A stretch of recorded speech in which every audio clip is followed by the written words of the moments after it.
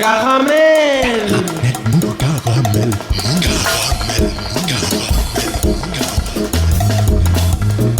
Caramel. Mou. Caramel. Caramel. Mou.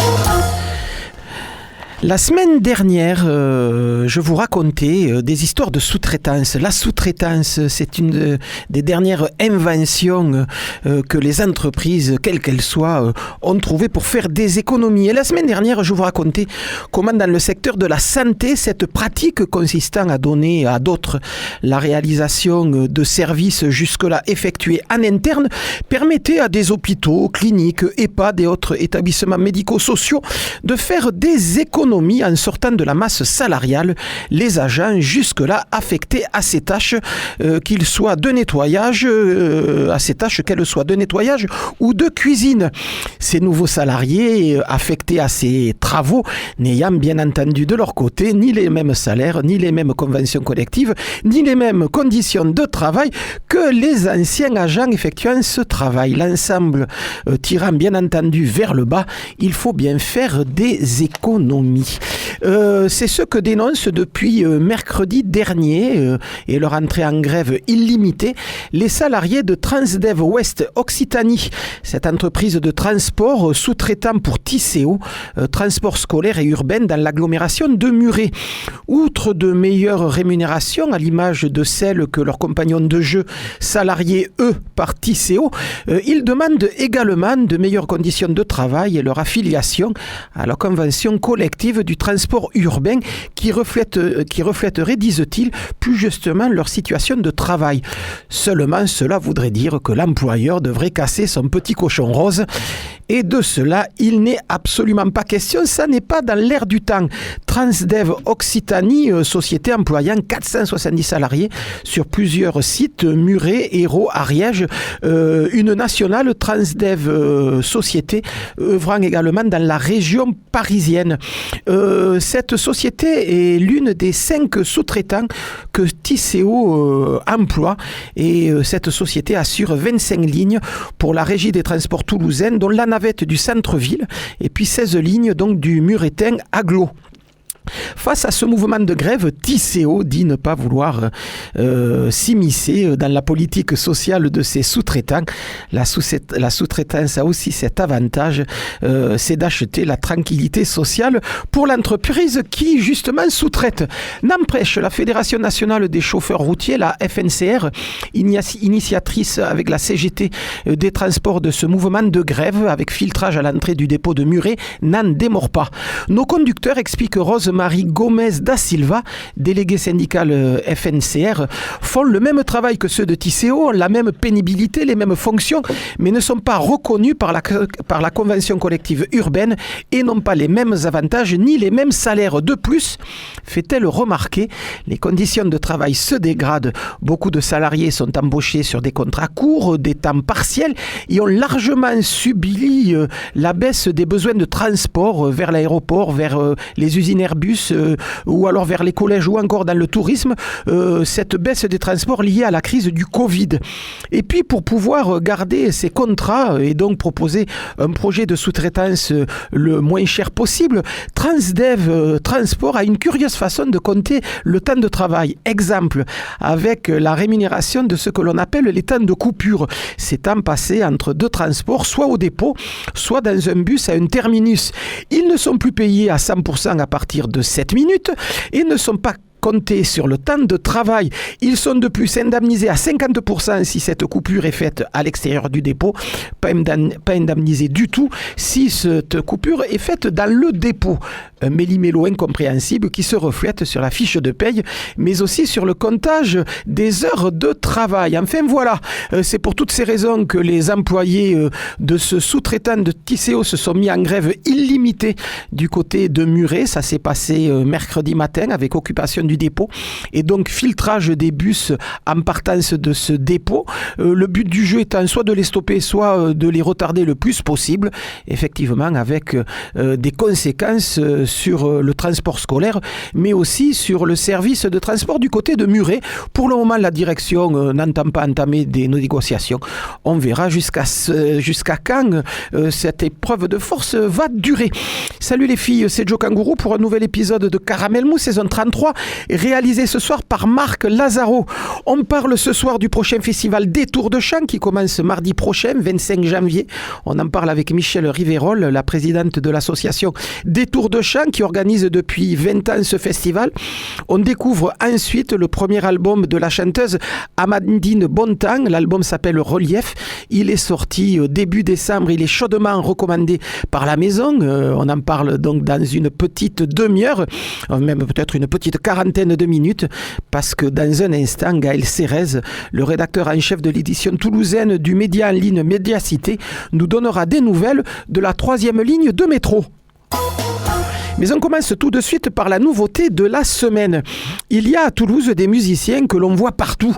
Et pourtant, on parle peu d'eux. Ils sont quand même là, à jouer, à composer, dans une multitude de formations, de groupes, avec une multitude de musiciens, en apportant un son propre, un engagement singulier, une vision esthétique originale.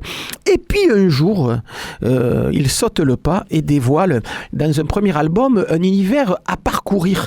C'est le cas de William Lodinat, beatmaker, producteur, trompettiste, déjà entendu au sein de BDC Label, membre du collectif toulousain La Crampe, ou de Lotus Titan, groupe au rock lourd et au phrasé hip-hop. Également, il fut un temps accompagnateur des textes de Zédrine. William Lodinat, qui sous le nom de Tani Dual, sort dans un mois son premier album entre trompette et son électronique, une alchimie cinématique précieuse et envoûtante. Un premier album, Alignement, se fera donc l'écho de ses nouvelles compositions, Alignement, sur lequel figurera le morceau La Limite, que l'on écoute illico. C'est Caramel Mou et c'est tant mieux.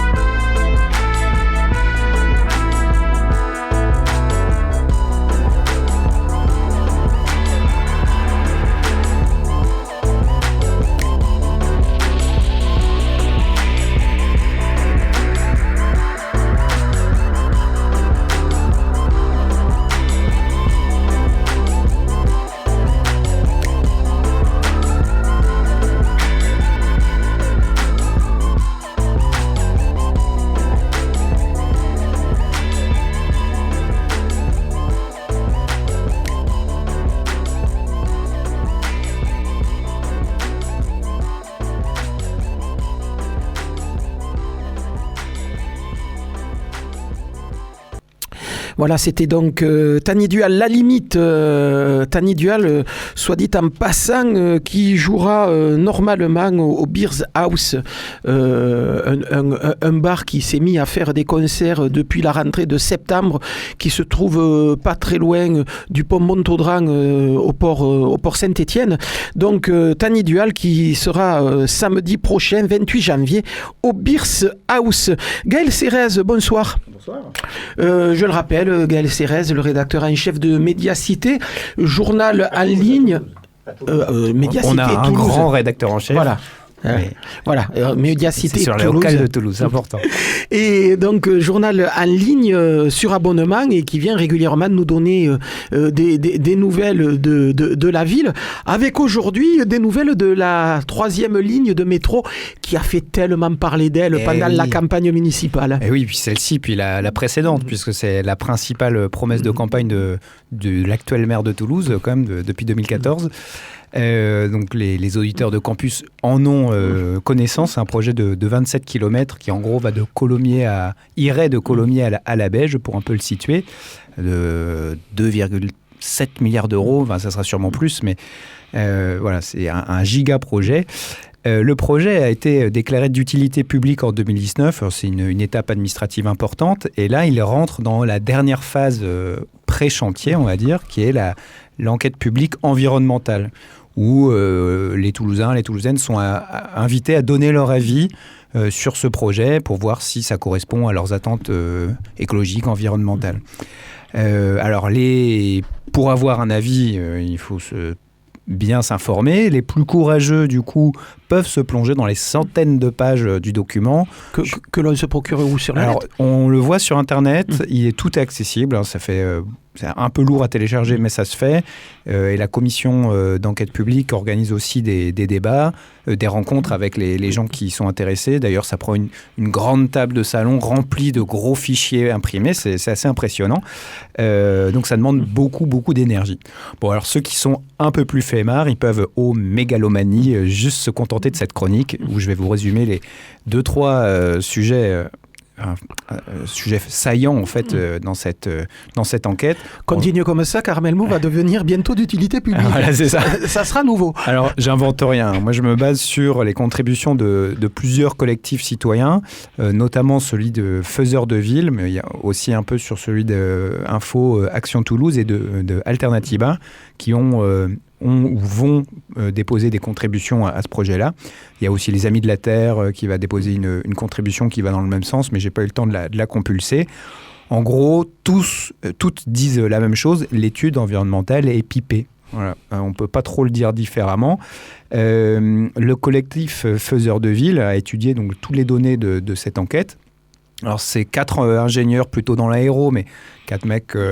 un peu capés, qui savent utiliser des fichiers Excel et manipuler beaucoup de chiffres. Pour être très honnête, ils sont proches de l'association Archipel Citoyen, qui a mené une liste aux dernières municipales et qui a des membres dans l'opposition actuelle. Dans la liste qui était menée par Antoine Maurice. Ouais, tout à fait.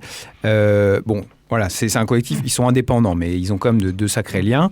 Et bref, pour revenir à leur résultat, en fait, ils ont vu 2 choses. Ils disent que l'analyse d'impact environnemental, d'une part, elle sous-estime les émissions de gaz à effet de serre liées à la construction, ça va forcément en causer, et que d'autre part, ça surestime l'impact positif du projet en termes de réduction des gaz à effet de serre. Du fait que la circulation serait moindre sur la rocade. Principalement. Du coup, pour Tisséo, en fait, la construction en elle-même du chantier, un énorme chantier, va engendrer 200 000 tonnes d'équivalent carbone. Alors, c'est une unité un peu compliquée à appréhender. C'est en gros ce que 16 600 Français émettent chaque année. Voilà, plus ou moins. Ayez ça en tête. Alors, en analysant toutes les données disponibles sur le site de l'enquête publique et en utilisant une méthodologie qui s'appelle Carboptimum, qui a été utilisée et rendue publique dans le cadre du chantier Grand Paris Express, qui est le gros projet de métro en France, le collectif Faiseurs de Ville arrive à une toute autre conclusion. selon les types de béton ultra écolo, ultra écolo, nouveau, etc., ils arrivent à entre 380 000 et 620 000 tonnes de CO2 émis par le chantier. Donc ça va jusqu'à 3 fois plus en fait que ce que dit Tisséo. Pour le collectif, cette différence, elle s'explique en fait, par des lacunes et des approximations dans l'enquête de Tisséo.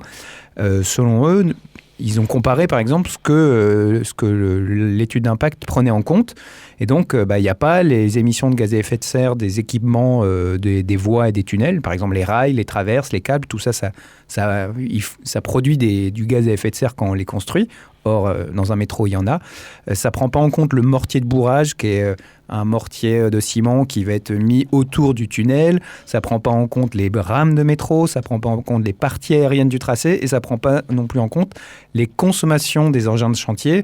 Je ne sais plus, j'avais calculé, mais c'est des dizaines de camions qui vont circuler. Je crois que c'est 80 camions chaque jour qui doivent circuler pour déblayer les déblais. C'est énorme, les mètres cubes de déblais que j'arrive même pas à le conscientiser, tellement ça va être une énorme pyramide de terre qu'on va retirer des entrailles de Toulouse. Bref, le collectif retient à peu près l'hypothèse de 480 000 tonnes au lieu de 200 000. Donc il y a quand même une sacrée différence. Et pour eux, c'est qu'un minimum parce qu'ils n'ont pas pu tout analyser. Pour eux, ça sera forcément supérieur. Alors ça, c'est pour le côté négatif. Qu'est-ce que émet le chantier ? Après, le métro, évidemment, il va réduire. Il est censé avoir des aspects positifs parce que, évidemment, ça va réduire le nombre de voitures sur la route, parce que les gens vont l'utiliser. Oui, il faut simplement rappeler que cette ligne de métro va suivre de près ou de loin la rocade ouest et nord. Plus ou moins, voilà. Effectivement. Tout à fait. Elle rentre un peu dans le nord de Toulouse, du côté des Minimes et ça fait une grande banane en fait. Gare. Voilà, c'est ça. Ça. En passant par la gare, et après ça repart. J'ai plus exactement les trajets en tête, mais ça refinit sur la Belge. Pour Tisséo, c'est 73 000 trajets, déplacements quotidiens qui vont être supprimés grâce à cette ligne. Ils arrivent à l'estimer à 531 000 kilomètres parcourus chaque jour en moins, donc ce qui est beaucoup. Et donc ça, c'est le chiffre présent dans l'étude de l'enquête publique. Alors le premier problème, première incohérence, c'est que c'est 2 fois plus que le chiffre que Tisséo met lui-même en avant sur son site internet, dans les interviews, dans les articles récents de la Dépêche, ou bien dans une interview de Fabienne Crécy, qui est la directrice générale des services de Tisséo Collectivité, qui, elle, parle de 250 000. Donc, 250 000, 531 000, on ne sait pas trop au final lequel il faut choisir. Et puis, de toute façon, c'est encore même plus, un peu, pas beaucoup plus, mais quand même, à 40 000 près, c'est quand même quelque chose, que le chiffre que l'ATMO donne. L'ATMO, c'est l'organisme chargé de la surveillance de la qualité de l'air, qui lui estime que ce projet il permettrait d'éviter 211 000 km de voitures par jour. Donc voilà, c'est quand même encore moins. Bon, 211 000, c'est quand même beaucoup. C'est quand même quelque chose. C'est intéressant. C'est important du coup d'avoir ce chiffre parce que c'est à partir de ça qu'on calcule les émissions de carbone qu'on va éviter en prenant en compte ce qu'une voiture émet. Et donc là, dernier problème, Tisséo est vraiment très optimiste. Il considère que chaque véhicule émet 200 grammes de carbone par kilomètre, d'équivalent carbone par kilomètre, ce qui est a priori surévalué par rapport à la flotte actuelle qui serait plus proche de 180. Et en fait, Tisséo considère que les voitures aujourd'hui sont aussi polluantes que celles de 2070. Donc, elles pollueront autant en 2070. Alors, c'est pas vraiment sympa pour les constructeurs automobiles qui nous vendent sans cesse des SUV électriques, hybrides, qui polluent moins que quand on respire. Ou carrément sans émissions. Voilà. Voilà. Donc, je sais pas comment ils font. Et en tout cas, le collectif Faiseurs de Ville, j'en ai discuté avec plusieurs d'entre eux, dont Raphaël André, qui dit l'évolution naturelle du parc automobile et le remplacement des véhicules thermiques par des véhicules électriques, ça va entraîner une diminution constante des émissions du parc automobile et donc réduire l'impact forcément de la ligne de métro en fait, parce que on comprend bien le principe. Et eux, ils estiment que lors de la mise en service du métro, Alors 2028, 2030, on ne sait plus trop. C'était 2025 quand même à la base. C'est un petit mensonge de campagne de M. Moudingue, mais bon. Douste-Tobiasian Sontag avait bien dit que le TGV arriverait à Toulouse en 2017. Voilà, donc, il faut être optimiste. On n'en est pas à une erreur près. Bon, en tout cas, le collectif, il estime à 125 grammes par CO2 par kilomètre en 2028-2030 et à 47 grammes par kilomètre en 2050. Donc, comparé aux 200 grammes, 230 de l'étude initiale, forcément, ça veut dire que la troisième ligne de métro va avoir un impact positif moins important que prévu.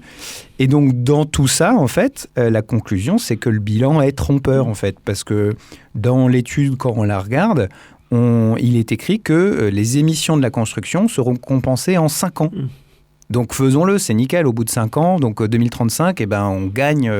on économise du carburant, alors qu'en fait, si les analyses de ce collectif et d'autres qui arrivent exactement aux mêmes conclusions sont bonnes, on arrivera à l'équilibre en 2080. C'est-à-dire que je ne suis pas sûr que des gens autour de cette table, on sera tous là. Même moi, je ne sais pas si j'y serai. Enfin, bref. Moi, je ne prendrai sans doute plus le métro. Oui. Oui, c'est ça. Et du coup, voilà, ça change tout forcément pour un projet qui, je le rappelle, est à plus de 2,7 milliards. Avec la pénurie des matériaux, ça sera sans doute autour de 3 à 4 milliards d'euros. Donc, c'est un projet qui va immobiliser toutes les possibilités d'investissement. Donc, ça change vraiment les choses. Alors, comme je le disais, les faiseurs de ville ne sont pas les seuls à avoir cet avis-là. Un collectif Info Action Toulouse dit qu'il est carrément néfaste et qu'il faut l'arrêter. Il réclame une contre-expertise indépendante, en fait, pour pouvoir au moins donner un avis sur des faits vrais, quoi, qu'on soit tous d'accord sur les chiffres. Parce que, comme le dit Robert Mebaouj, qui est le porte-parole de ce collectif, ça n'a pas de sens de demander aux gens de donner un avis si les données sur lesquelles on leur demande de se positionner sont fausses, en fait.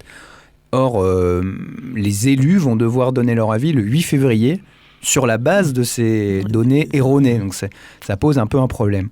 Ça pourrait d'ailleurs enclencher quelques recours administratifs contre le projet. Alors, j'ai demandé à Tisséo si c'était possible d'avoir un avis. Est-ce qu'ils avaient fait une erreur? Est-ce qu'ils contestaient les erreurs? Vous voulez sans doute avoir leur réponse. Ah, mais oui. Bon, faudra attendre, désolé, parce que Tisséo se retranche derrière un article du Code environnemental pour botter en touche. Je cite: « Pendant cette période, c'est la commission d'enquête qui conduit l'enquête publique. Dans le respect de ce cadre juridique défini par le Code de l'environnement, le maître d'ouvrage ne répondra pas aux demandes des médias. » Bon, ça, c'est le service de presse. L'article en question, c'est le L123-12. Je le cite parce que je suis allé le lire. Il n'y a pas grand-chose qui explicitement interdirait le maître d'ouvrage de répondre aux médias, mais bon, on se défend comme on peut. Comme on peut, je le disais tout à l'heure, Tisséo, par rapport à cette grève à Muret, dit qu'il ne veut pas interférer dans les affaires sociales de son sous-traitant. Comme vous le dites, on se défend comme on peut. Enfin, ce qui est sûr, c'est que cette troisième ligne va nous occuper pendant quelques temps, parce qu'on en a pour 5 ou 6 ans, voire 7 ans de travaux. Ça veut dire que régulièrement, il va y avoir un certain nombre d'axes routiers qui vont être fermés parce que les travaux se passeront juste en dessous, donc ça promet une jolie pagaille dans les temps qui courent. Et en parlant d'aller voir les tribunaux pour demander à ce que les travaux soient retardés, je ne sais pas où on en est de notre chantier emblématique de la ville de Toulouse et de l'agglomération, mais la tour, là, elle va se monter un jour ou pas? Bonne question. On en est toujours à des réponses qui sont attendues du côté des tribunaux, là aussi. Ouais. Bon, ça fait longtemps qu'on n'a pas enquêté dessus, mais aux dernières nouvelles, c'était pas très viable économiquement. Donc, vu que c'est un projet privé qui est censé être rentable, s'il y a personne pour acheter des bureaux chers... Voilà, le tribunal dira qu'effectivement, les choses ont été mal faites et annulera le permis de construire. Enfin, voilà, donc, enquête sur... cette enquête à venir, voilà, du coup. Enquête lundi. à découvrir lundi sur le site de Médiacité. Donc, édition toulousaine, enquête sur l'avancée de cette troisième ligne de métro et les différents résultats d'enquête publique qui, d'après votre enquête à vous, Médiacité, sont un peu erronés du côté des chiffres fournis par l'agglomération. Gaël, merci et puis à bientôt. très vite. Avec plaisir. No más die, no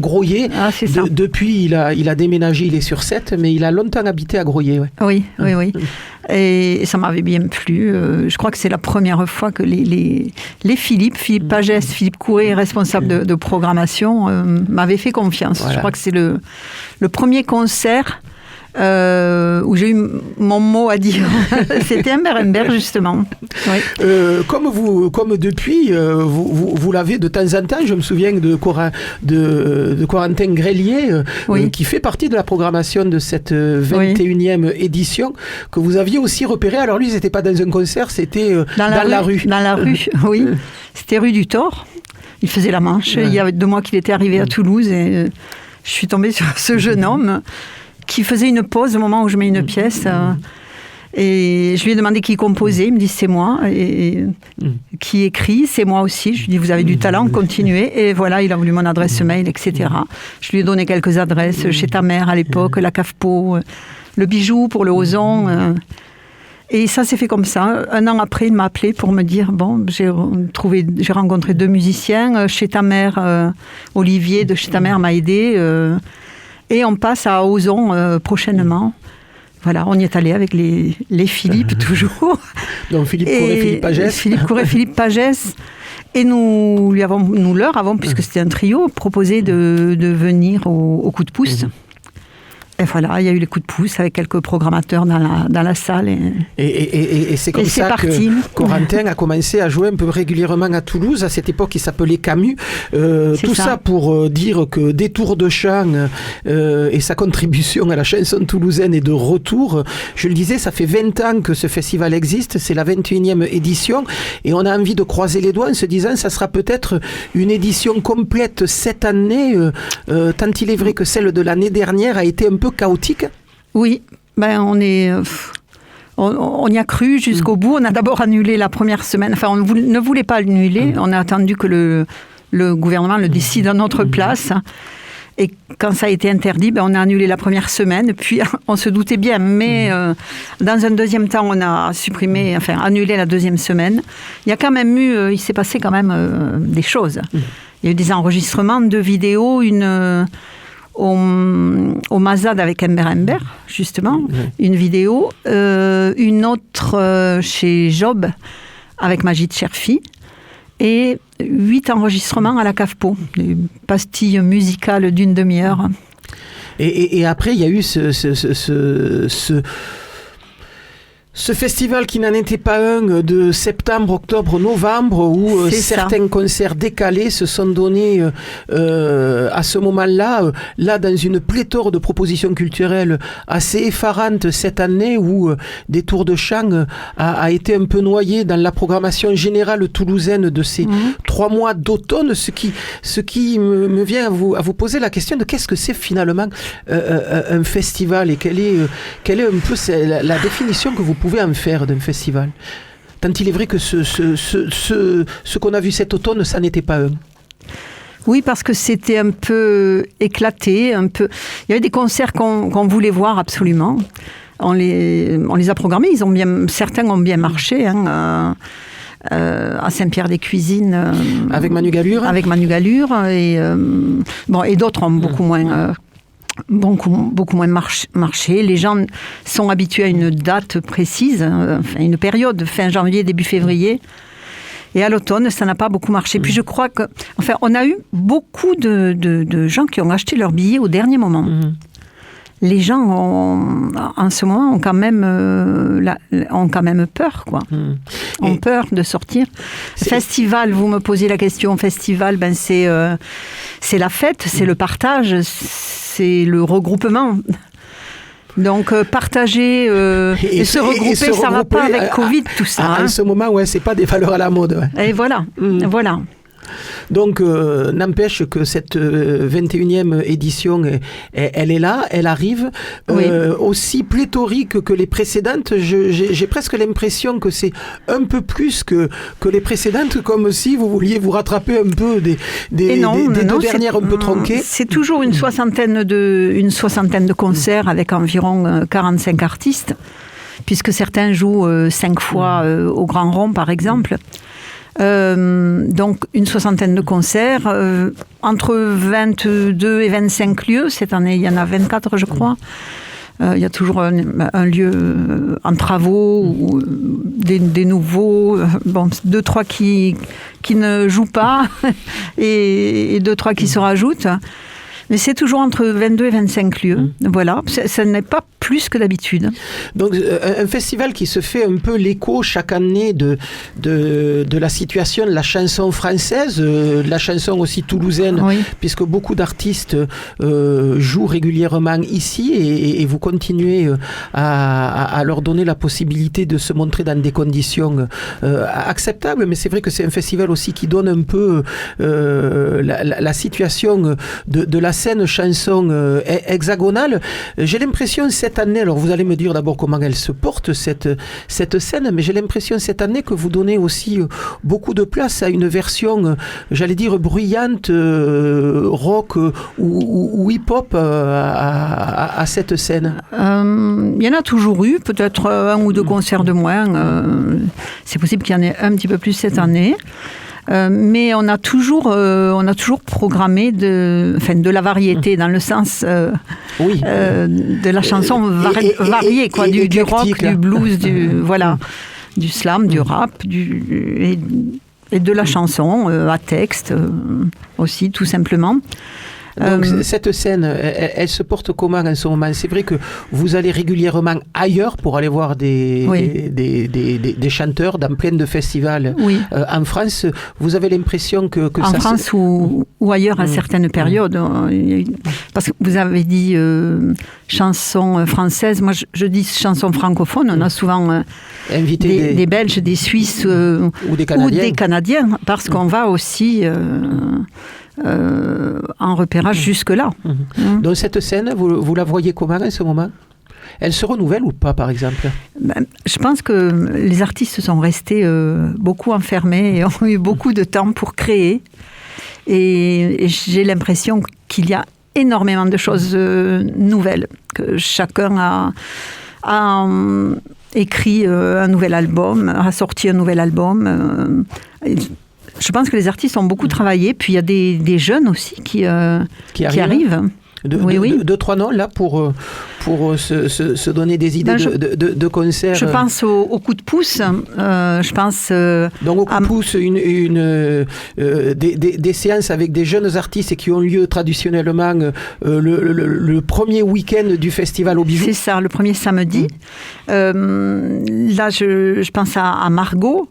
Margot, c'est un chanteur, un jeune chanteur, repéré pendant le confinement, puisque on avait le droit d'aller voir en tant que professionnel ou assimilé. On a pu voir quelques concerts, mais il y a aussi d'autres jeunes, déjà des noms que vous allez découvrir, qu'on découvre, qui sont un petit peu plus avancés au-delà des coups de pouce. Je pense à Camille Bénatre, qui avance quand même tout doucement. Il y a un petit moment qu'il est là, mais on en entend. Enfin, je trouve qu'on commence à en entendre parler. Donc Camille Bénatre, un Toulousain. Un Toulousain, tout à fait. Je pense à Luciole qui va... Alors moi, je ne l'ai pas vu, c'est Philippe Pagès qui l'a vu, qui a scotché tout le monde lors de sa prestation. Je ne sais plus exactement où il l'a vu. Qui est programmée à Launaguet.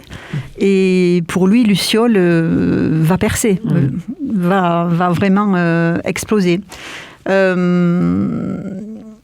On retrouvera des noms cette année, comme toujours, des têtes d'affiche, des gens un peu moins connus. Et on a aussi dans les peu connus Cécile, cette jeune fille qui jouera à la médiathèque des Pradettes avec son humour, sa pêche. Moi, je trouve qu'il y a beaucoup de jeunes qui sont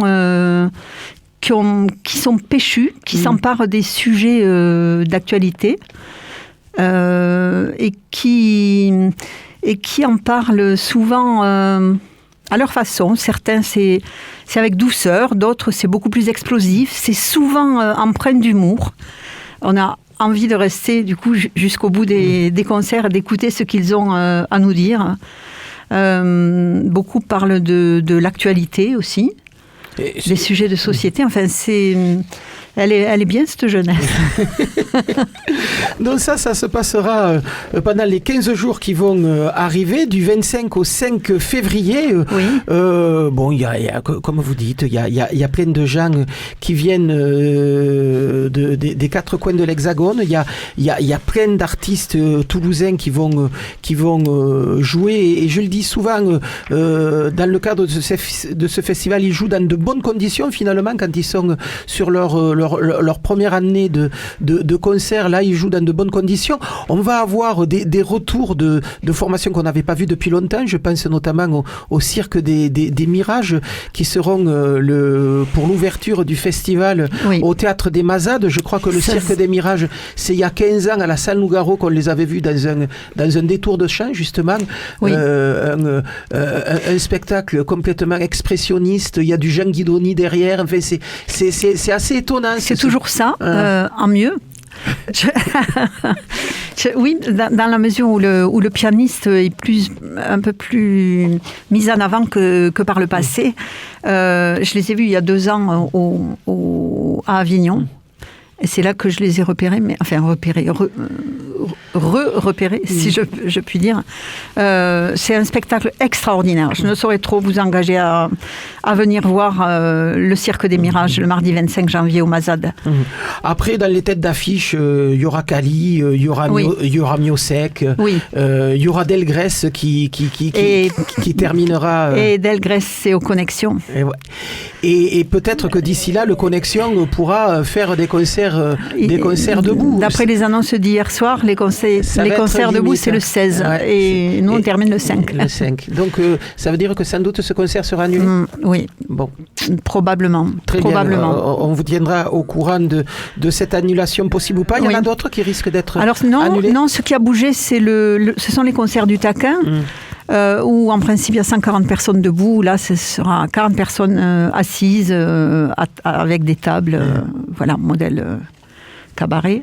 Eh bien, écoutez, on verra un peu comment ça se passe au Taquin, justement, et on va se quitter là-dessus. Au Taquin, mercredi prochain, il y a un groupe, quand je disais que cette année, vous programmez aussi de la chanson plutôt rock et plutôt hip-hop. Là, ils mélangent les deux. C'est un groupe toulousain qui s'appelle Lotus Titan, avec notamment à la trompette le trompettiste qu'on a écouté en début d'émission, William Lodinat.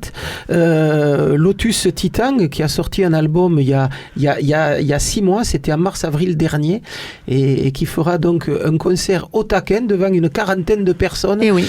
Et quand vous allez écouter la musique là dans 2 minutes, vous allez voir qu'on aura sans doute du mal à rester assis, vissés à nos chaises. Michel Ribérol, merci d'avoir fait une première présentation de ce festival. Caramel Mou fait une spéciale détour de chant la semaine prochaine. Je pense qu'on aura Hôtel Tropique, là aussi, une formation qui a fait un peu les frais du Covid, puisqu'ils étaient sur le point de sortir un premier EP, suivi de leur premier concert à la CAFPO, quand le Covid, il y a 2 ans, leur a stoppé les ailes, leur a coupé les ailes, et ils seront sans doute dans ce studio la semaine prochaine. Bon festival, Michel. Merci. Et puis, on risque de se croiser dans les quelques salles. 60 concerts qui sont organisés cette année dans le cadre de Détour de Chant. On se quitte avec ce morceau de Lotus Titan. Merci beaucoup. Merci pour l'invitation. Tour l'orage, le feu, les cendres. La crasse se répand dans nos âmes phréatiques. Face aux menaces, l'esprit est lâche et peut se vendre. Il s'approprie les éléments sans se poser de questions. Monopole, volte-face, foncer droit dans l'impasse. Esquiver le regard de l'autre, ne pas se regarder en face, surtout ne pas plonger. Ignorer sa propre conscience, pulvérisée le long des parois, ça dégouline de honte. Les larmes de la ville, l'alarme invisible nous hurle d'arrêter près.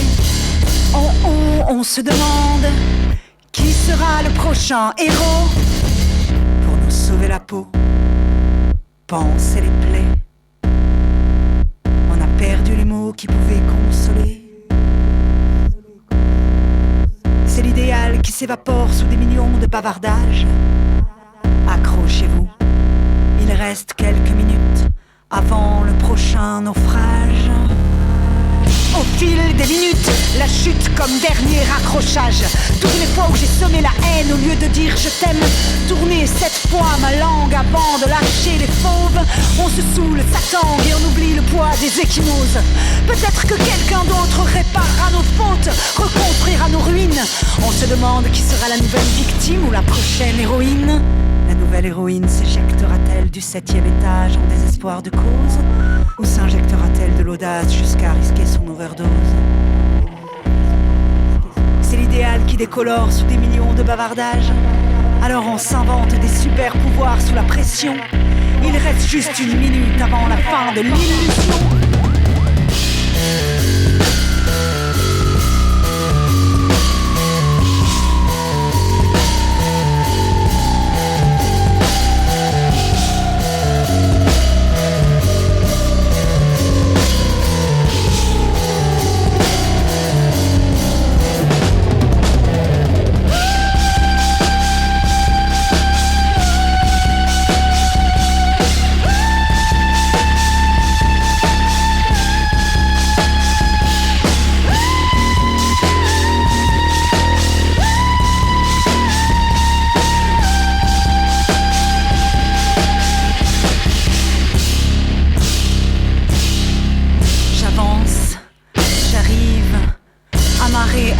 Rive, l'orage et l'horizon défiant la raison, je rêve d'un instant fragile, arrêt sur image, vertige, virage, sous les yeux salés, les heures saoulées, sentir seulement le sourire de l'autre en dernier recours, puisqu'il reste l'espoir comme bouée de secours. Je veux porter le crépuscule en guise d'armure jusqu'au prochain lever de soleil, jusqu'au prochain réveil. Ce soir, je serai l'héroïne. Vous croyez qu'en radio ça va marcher, ça? Je crois à ce qui est dans le vent. D'ailleurs, vous n'avez pas du tout l'esprit station. Oui, c'est bien d'être un auteur branché, destroy, mais il y a des limites. Caramel.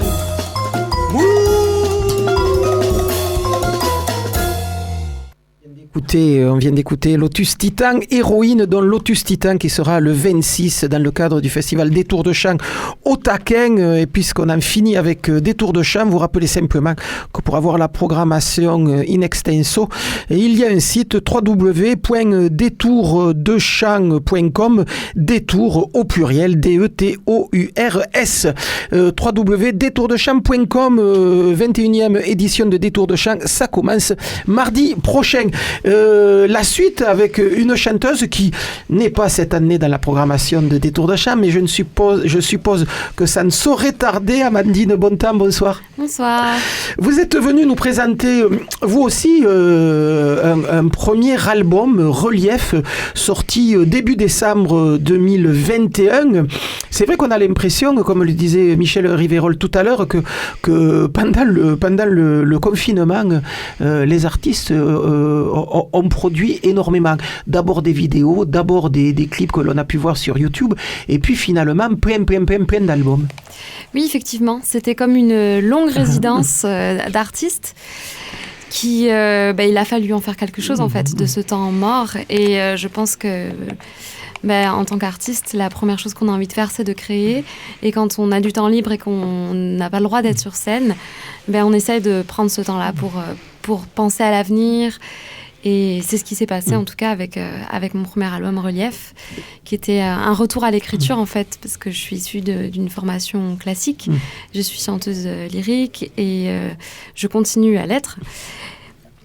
Et je me suis remise à écrire parce que j'ai eu du temps et que j'en avais très envie, mais que pour le faire, il me fallait vraiment beaucoup de temps, parce qu'écrire n'est pas une chose facile. Et finalement, ça tombait à pic pour moi, ce confinement-là. Et j'ai eu le temps d'écrire cet album, de me replonger dans des textes, dans la musique, de faire des arrangements, etc. Oui, parce que quand vous dites écrire, c'est tout. C'est écrire la musique, écrire les textes, écrire les arrangements. À partir de là, trouver une équipe et enregistrer.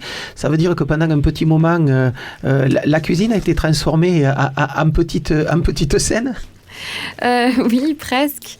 En effet, c'était tout pas partir de zéro, parce que il y a tellement de passé musical que tout ce que l'on crée est forgé sur justement ce qui a été vécu sur les 6-7 dernières années. Puisque vous le disiez il y a 2 minutes, vous êtes chanteuse maintenant dans ce relief, chanteuse de chansons, mais vous avez une formation qui vous place plutôt du côté du classique et du lyrique. Vous êtes chanteuse lyrique avec une formation de chanteuse lyrique. Oui, tout à fait. J'ai une formation classique et une formation même plus particulièrement de musique baroque des XVIIe et XVIIIe siècles.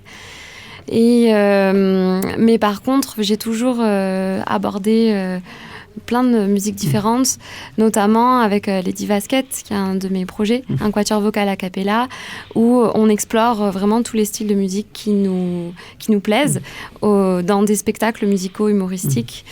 Donc ce choix, cet éclectisme était vraiment, est ancré en moi et pour moi, c'est assez naturel, en fait, de mélanger les styles et de revenir à la chanson. En fait, finalement, c'est revenir à la chanson, mais avec tout ce qui s'est passé avant, avec tout ce que j'avais envie de mettre dedans. Donc, c'est une chanson très originale parce qu'elle est pleine d'influences. Il y a énormément de musique classique, il y a énormément d'harmonie vocale. Et en même temps, il y a aussi quelque chose d'aujourd'hui.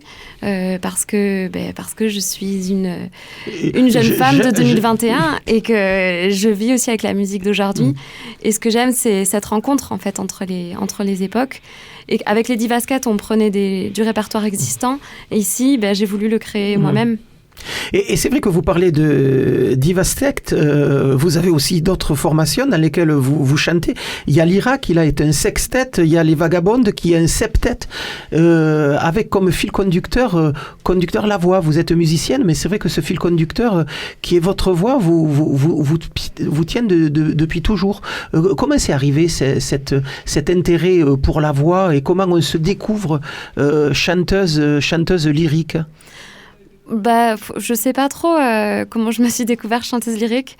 Plus ou moins, mais ce que je sais, c'est que chanter, c'est en fait à l'école, en chantant. Un jour, on m'a dit que j'avais une voix intéressante et du coup, je me suis posé la question et j'ai commencé à chanter. J'y ai pris du plaisir. Je suis rentrée dans une compagnie de comédie musicale quand j'avais 11 ans et puis...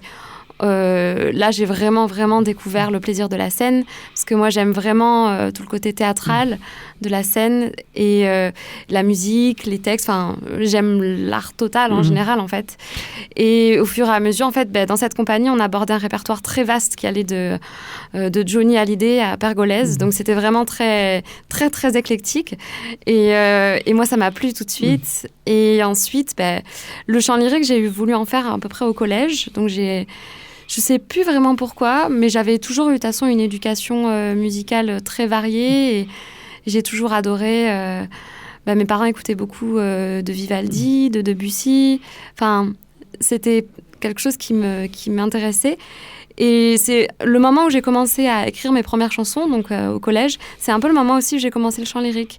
Donc il y a quelque chose qui s'est créé, un mélange.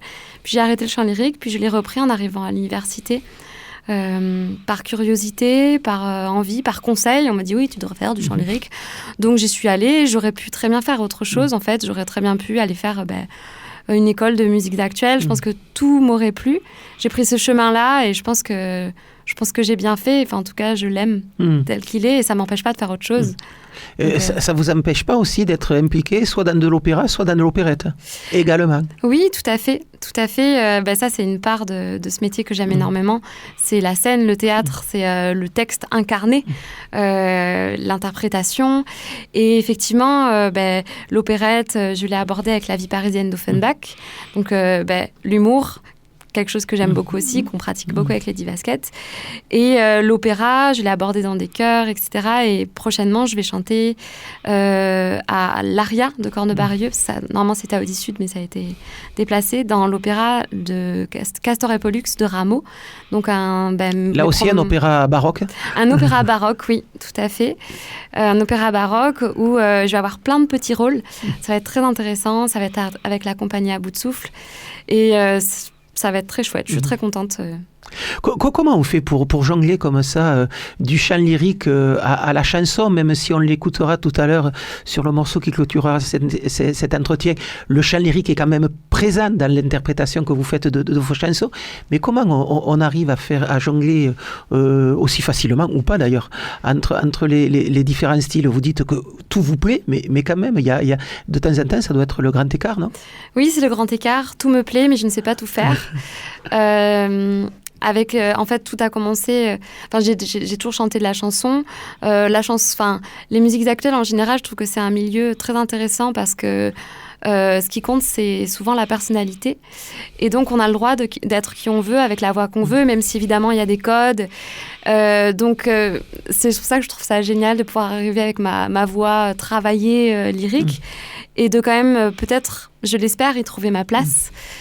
Parce que quand je chante, je chanterai de toute façon pas de la même manière une chanson que je chanterai un air d'opéra, même si dans une chanson on va entendre que ma voix est travaillée, qu'elle est placée, il y a pas beaucoup d'air, elle est plutôt aiguë. Je pourrais prendre un exemple en chantant un extrait de mes chansons, en le chantant vraiment avec une voix d'opéra, ça serait plus la même chose. Ça serait plus la même chose. Et ce jonglage a été très difficile au début avec les Divasquettes, quand j'avais commencé à travailler ma voix, parce que travailler sa voix, c'est une expérience, c'est une rencontre avec son corps, avec aussi le rapport que toute la voix a avec la psychologie. Quand ça va pas, on n'a plus de voix. Quand on est chanteur, c'est dommage parce que c'est notre métier. Donc quand ça va pas, il faut faire avec. Et c'est l'instrument de travail, oui. Exactement. Et au début, c'était très dur. Et en fait, c'est de l'exercice. Plus on l'a fait, plus avec les Divasquettes, parce que les Divasquettes, en fait, on passe vraiment d'un registre à l'autre en l'espace de quelques secondes. Donc il fallait s'y mettre, c'était très difficile. Et en même temps, comme c'était avec des amis, dans l'humour, dans le théâtre, on a fini par y arriver en travaillant. Et aujourd'hui, c'est beaucoup moins difficile. Par contre, l'étape pour moi qui a été très, très particulière, c'était le passage au micro. Parce que dans le classique, on ne chante pas du tout avec des micros. Et travailler avec un micro, c'est un autre métier, c'est un instrument à part entière. Ça veut dire que la voix aussi, elle se module différemment devant un micro? Oui, tout à fait. On peut faire plein de choses avec un micro. Enfin, c'est très étonnant parce que dans le chant classique, lyrique, les nuances, on les fait entièrement avec notre corps, en fait. Et avec un micro, on peut s'amuser à faire des nuances autrement. Enfin, c'est toute une exploration qui a été très particulière au début, très déroutante, parce que c'était pas mon habitude et que je suis encore en train d'explorer. Aussi le rapport au son, quand on chante sans micro, il y a quelque chose de très pur et de très direct. Avec le micro, il y a toujours...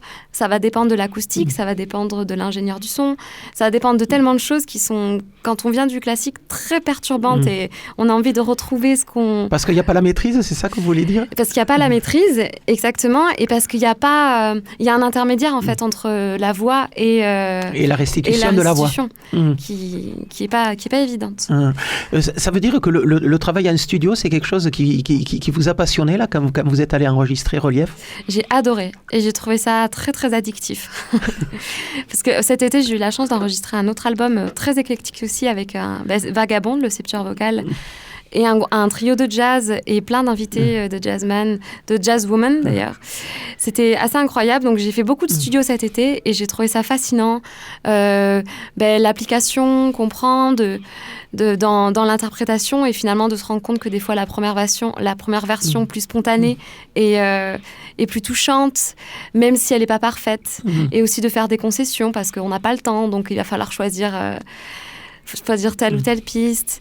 Et ce travail, en tout cas pour Relief, était assez magique parce qu'on était tous les quatre avec mes instrumentistes. Donc c'est le temps de citer le nom de vos compagnons de jeu. Bon, des gens que l'on commence aussi à connaître à Toulouse, des jeunes musiciens, j'allais dire issus de la scène jazz. En tout cas, c'est là qu'ils officient d'ordinaire. Tout à fait. Je vous laisse le soin de nous les présenter.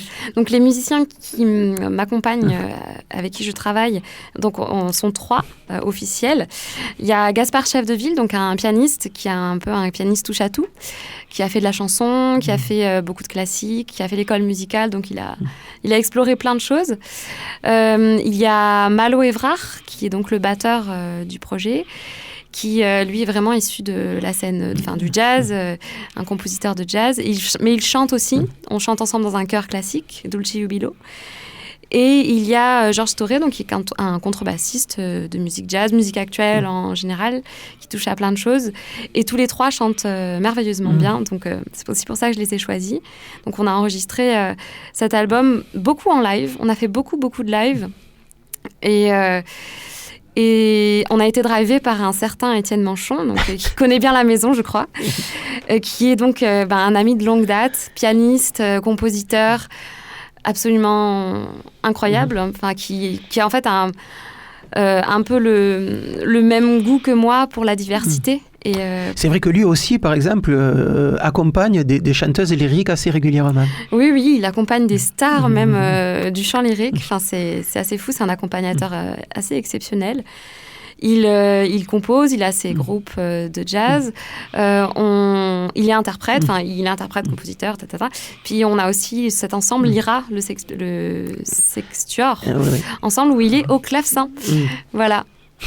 Donc toute cette équipe sont responsables de cet album Relief d'Amandine Bontan, dont vous écrivez les textes de ces morceaux. Il y a 13 textes qui sont proposés dans ce premier album, avec une écriture là aussi très classique, très poétique, mais très très classique. Oui, effectivement, pendant longtemps, et je pense que je le suis encore, j'ai un petit côté très désuet.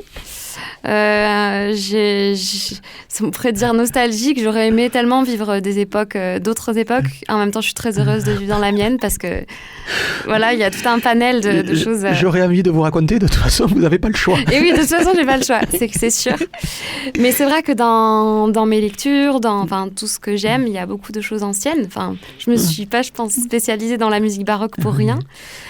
Mais dans la littérature, moi, c'est beaucoup la littérature du XXe siècle qui me parle. Et notamment... Arrêtez de dire que le XXe est un siècle ancien, ça va pas me rajeunir tout ça. Mais j'y suis née aussi, donc ça va. Non, c'est surtout la première moitié du XXe, l'époque moderne. Je suis sauvée. Découverte, voilà. Personne n'était né dans cette pièce. Exactement. Et voilà. Et donc oui, pour revenir sur le côté un peu classique de votre écriture, c'est vrai que même, j'allais dire, les thèmes que vous utilisez, les thèmes qui transpirent de vos chansons sont des thèmes, j'allais dire, éternels. Mais c'est vrai que tout à l'heure, Michel Ribérol disait que une partie de la scène actuelle chanson était sur des phénomènes d'actualité, sur des choses qui se passent actuellement, qu'il voit tous les jours. C'est vrai que vos chansons à vous, elles parlent plutôt de la nature, elles parlent de vos ressentis, elles parlent des relations entre les hommes et les femmes. Elles parlent aussi pas mal des femmes, mais c'est vrai que on est plus dans une chanson, j'allais dire, d'inspiration poétique que de la chanson d'actualité. Ah oui, tout à fait.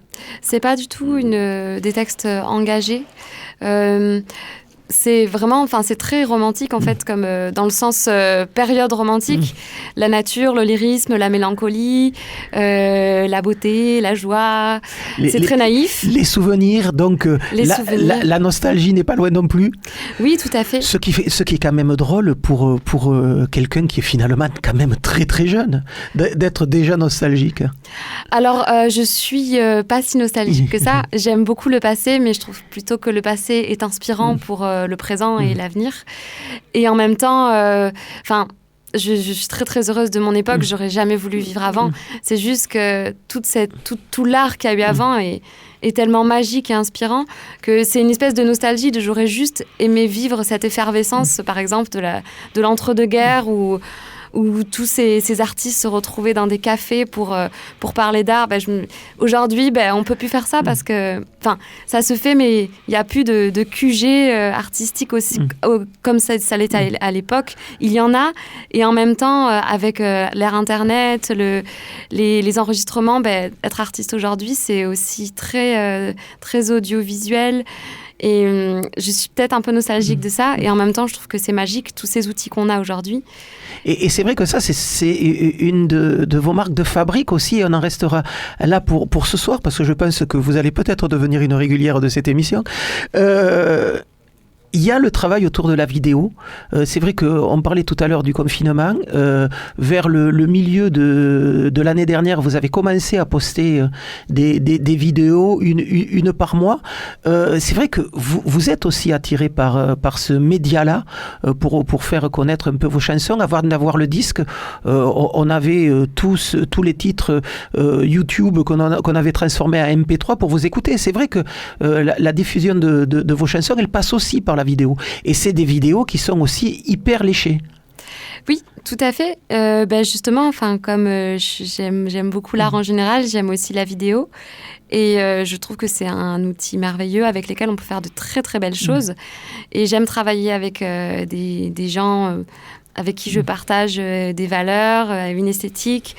Et donc, c'est tout un travail, en fait. C'est pas simplement une restitution d'un moment, ce qui est déjà quelque chose de super, mais c'est aussi un travail esthétique, de choix de couleurs, de choix d'ambiance, qui, pour moi, et je pense aujourd'hui, de toute façon, tout est associé à l'image et à une identité visuelle.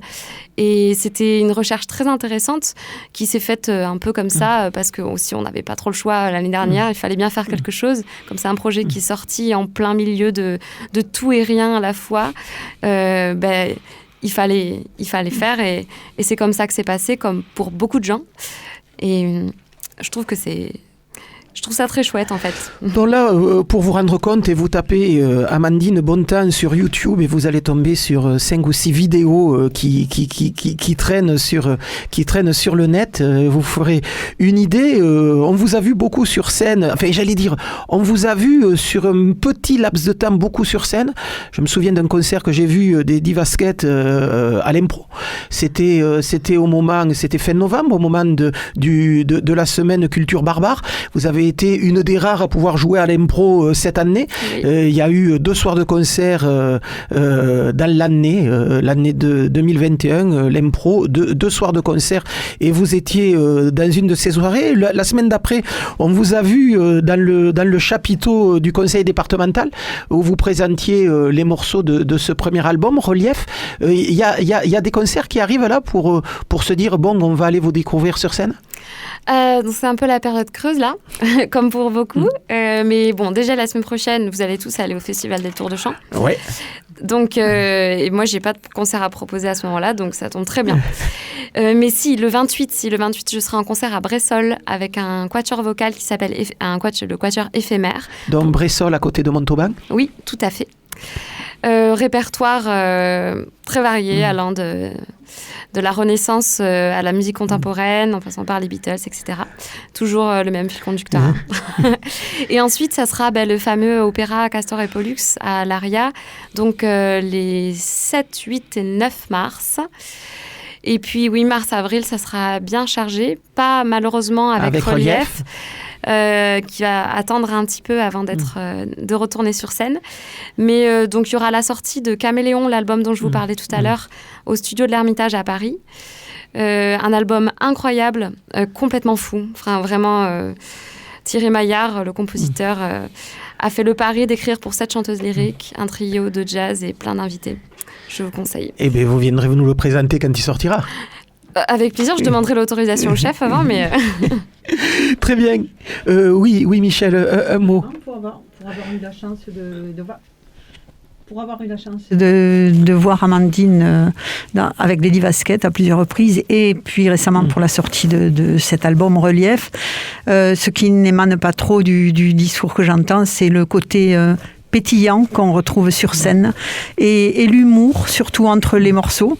Dès qu'elle parle, y a assez souvent, pas forcément, assez souvent, un éclat de rire dans la salle. Je trouve ça formidable, cette aisance-là. Merci Michel. Voilà, donc Amandine Bontemps, premier album Relief, vous l'avez compris, pour le moment pas encore de possibilité de la voir sur scène avec ce projet-là, mais plein d'autres moments où on pourra la voir aussi dans son métier de chanteuse lyrique. N'empêche que Relief, 13 chansons très, très poétiques, avec des changements d'ambiance, des paysages paysages proposés qui sont assez différents d'une chanson à l'autre. Et moi, j'ai une tendresse très particulière pour la chanson qui clôt cet album, La Nuit. Comment on écrit une chanson comme ça qui donne effectivement ce sentiment que l'on peut avoir lorsqu'on se réveille vers 2 ou 3 heures du matin et qu'on ouvre la fenêtre pour regarder ce qui se passe derrière la fenêtre? C'est très drôle parce que je ne suis pas du tout quelqu'un de nocturne. Mais j'aime beaucoup le mot nuit. Je trouve qu'il est très beau. Donc c'est parti d'une mélodie que je chantais dans la rue. Je faisais une petite improvisation sur la égyptienne fantasy. C'est ça, que dans la version d'Émile Parisien et Vincent Perani que j'adore. Et j'ai improvisé et puis c'est devenu ce thème. Il n'y avait pas de mots et puis les mots sont venus parce que je trouvais qu'ils sonnaient bien. La nuit, la lune. En fait, il y avait aucun enjeu, aucune volonté que ça se passe autour de la nuit. Et ça s'est fait tout seul. Et puis après, j'ai cherché un petit peu. Donc, et en même temps, finalement, c'est devenu une chanson finalement très nocturne. Et voilà, et que l'on va écouter tout de suite. Amandine Bontemps, donc premier album, Relief. On en écoute tout de suite un extrait, La Nuit. Merci d'être passé dans ce studio pour nous présenter cet album. Merci de l'invitation. La lune, la nuit dans l'eau de la nuit, où la nuit nage dans les draps l'ennui. La nuit, la lune, la nuit dans l'eau de la nuit, où la nuit nage dans les draps l'ennui. Le loup longe la berge, louant la nuit, la belle, la nuit qui lentement le suit, nage loin, prolonge la nuit, la lune dans l'eau de la nuit, où la nuit nage dans les l'ennui, noyé dans l'eau du lac, la nuit nage encore, le loup dort lui sous la lune, ni elle ni lui ne se lassent d'or. La nuit, la lune lui dans l'eau de la nuit, où la nuit nage dans les dalles l'ennui.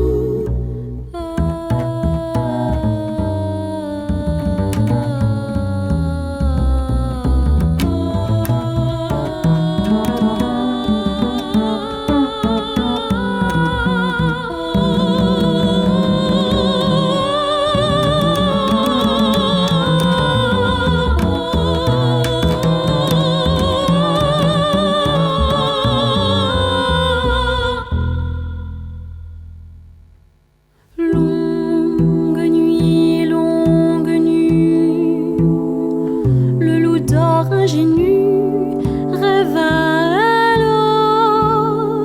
elle a lui, et la lune lui dans l'eau de la nuit. La lune à lui dans l'eau de la nuit, où la nuit nage dans les dalles l'ennui. La nuit. Voilà, c'était donc Amandine, j'ai perdu son nom, Amandine Bontemps, extrait de son premier album Relief, La Nuit, album chaudement recommandé par la maison. Allez, on va presque se quitter, 2-3 propositions de concerts parce que malgré les temps qui courent, il y a encore quelques concerts à Toulouse, mais vous allez voir, c'est quand même en train de s'amenuiser en ce moment. Ce soir, par exemple, au Beers House, flip-flop party des séances musicales musical animé par Tim Alcorn à la batterie, Julien Babou à la basse et Bastien Andrieux au clavier, avec ce soir un invité, comme le veut la tradition de ces soirées flip-flop party. Et ce soir, l'invité, c'est le pianiste Pierre Bozeran. C'est à partir de 21h au Beers House. Ce soir, à la Candela, à 20h30, Asba, un jeune trio toulousain, piano, clarinette, percu, pour une musique plutôt mélancolique et pleine de charme, qui va un peu fouiller dans les musiques du monde, mais pas que. Beaucoup de théâtre ce soir à Toulouse, avec par exemple au théâtre du Chien Blanc vers l'avenue de la Colonne, un double spectacle à partir de 20h30 avec Sound Up, un duo parodiant l'univers des sondages, spectacle plutôt court qui sera suivi de Solex, un monologue d'un mec démontant et remontant le moteur de son engin à 2 roues motorisé, passant de digression en digression, de la mécanique des moteurs à la mécanique humaine. Ce soir, c'est donc au théâtre du Chien Blanc. Ça sera aussi le cas demain soir, théâtre du Chien Blanc, avec donc sur scène Mathilde Seyard et Guillaume Barabang pour Sound Up et Fabrice Guérin pour Solex. À la Cave Poésie, théâtre danse ce soir, avec Danser dans son salon sans me poser de questions, précédé d'une performance corps vidéo à partir de 21h30, de 21h à la Cave Po. Au Bijou, poésie en musique avec La Trace du Papillon, duo formé par Camille Sabatier au violon et Alexis Kowalski à la clarinette, basse et percussion, autour des poèmes de Mahmoud Darwish et de Nadia Tueni à partir de 21h30. Donc les concerts du Rex, du Connexion, du Bikini, de la Cave à Rock, du Ravelin sont annulés ou déprogrammés pour le moment. Ce soir, rien au Métronome. La Salle Nougaro maintient certains de ses concerts et en annule d'autres. Allez voir sur le site internet de cette salle. Et la programmation du théâtre du Grand Rond, par contre, est maintenue. Et les apéros-concerts reviennent la semaine prochaine à l'occasion des 2 semaines donc, du festival Détour de Chant. La semaine prochaine, c'est Marjolaine Piémont qui sera pendant toute la semaine. Donc ça, c'est au théâtre du Grand Rond. Ce soir à 20h au théâtre Serrano, c'est la troupe de Pippo Del Bono qui présentera La Gioia, la joie, énorme sarabande théâtrale autour d'une quête universelle, celle de la joie. Le TNT de son côté est fermé ce soir pour cas de Covid dans l'équipe du spectacle qui devait s'y jouer ce soir. Le spectacle, c'était Bijou, te réveille pas surtout. Spectacle annulé ce soir. Les représentations au TNT reprennent la semaine prochaine.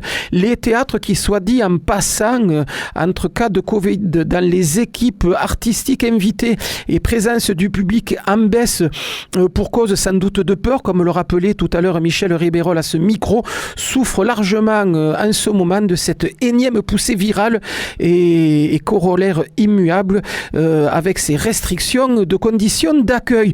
Il serait peut-être temps qu'on s'y remette à aller au théâtre, peut-être même au cinéma. Fred Thibault, qui n'est pas là ce soir, notre bon professeur Thibault, me disant au téléphone hier que les cinémas aussi commençaient à être un peu vidés de leurs spectateurs. Je sais bien que la situation n'est pas joyeuse, mais c'est peut-être le moment de revenir dans les salles pour y trouver un peu de bonheur. Allez, jingle et on se dit au revoir. Mais non, il y aura pas de jingle. On va se dire au revoir tout de suite. Caramel Mousse, c'est terminé pour aujourd'hui. L'émission est réécoutable sur YouTube et Facebook à l'adresse Caramel Mou Campus FM. Nous, on se retrouve la semaine prochaine. Il sera donc largement question de cette 21e édition du festival Détour de Chant avec de nombreux invités. Il y aura sans doute de la musique en direct qui sera jouée dans ce studio. Sinon, d'ici là, portez-vous bien et à la semaine prochaine. Et l'on se quitte avec le trio guadeloupéen Delgrès qui sera peut-être, Michel Ribérol nous disait tout à l'heure, sans doute pas, le 4 février au Connexion Live dans le cadre de ce 21e Détour de Chant. Et juste après, on retrouvera le sémillant Little by Little, l'incrédible show de notre Jean adoré qui est enfin de retour. À la semaine prochaine.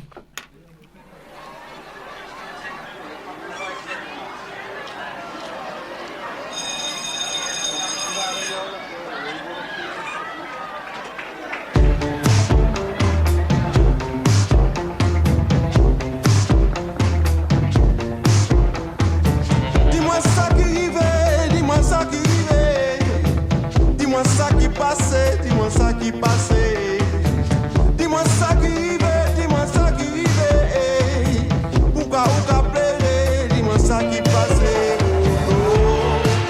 Moi t'es pas, c'est mon la yo ka brûlé cœur moi, oh non. Moi t'es pas, c'est mon la yo ka brûlé cœur moi. Dis-moi ça qui passe, dis-moi ça qui passe. Qui raison qu'a pleuré, qui raison qu'a caché. Dis-moi ça qui passe, dis-moi la vérité. Dis-moi ça qui passe dans la cour de réveil. Non, moi t'es pas, c'est mon la yo qu'a brûlé cœur moi, oh non. Une autre fois, c'est mon la yo qu'a serré corps moi, oh non. Moi t'es pas, c'est mon la yo qu'a brûlé cœur moi, oh non. Une autre fois, c'est mon la yo qu'a brûlé cœur moi.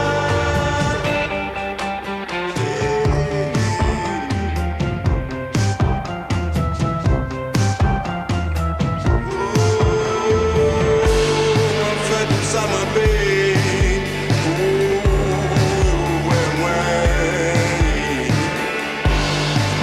Ouais, parmi amis en moi.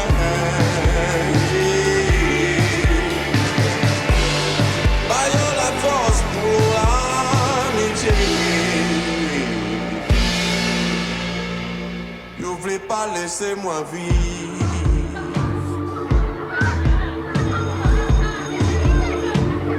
Oh non, moi peux pas. C'est mon la yo qu'a brûlé pour moi. Oh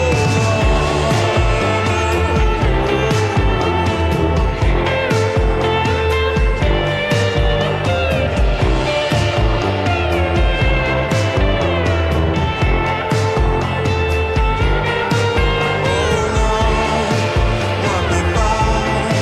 C'est mon la yo qu'a brûlé pour moi. Oh non, une autre fois. C'est mon la yo qu'a brûlé pour moi. Oh